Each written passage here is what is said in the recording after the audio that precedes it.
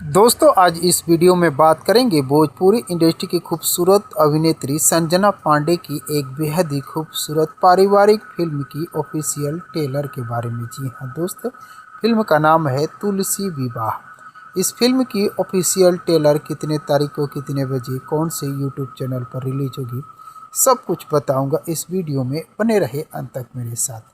दोस्तों आपको बता दें, तुलसी विवाह एक बेहद ही खूबसूरत भोजपुरी इंडस्ट्री की पारिवारिक फिल्म है और इस फिल्म की ऑफिशियल ट्रेलर को 28 मार्च को, जी हाँ दोस्त, 28 मार्च सुबह 8 बजे आपके पसंदीदा बी फॉर यू भोजपुरी के यूट्यूब चैनल पर रिलीज़ किया जाएगा।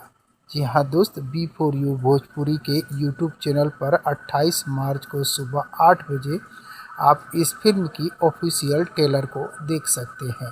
तो दोस्तों, संजना पांडे की फिल्म तुलसी विवाह को देखने के लिए आप सभी दोस्त कितने एक्साइटेड हैं, कमेंट बॉक्स में मुझे ज़रूर बताने की कोशिश कीजिएगा।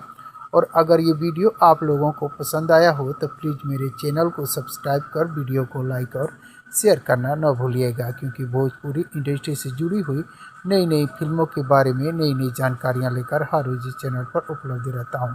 थैंक यू, धन्यवाद।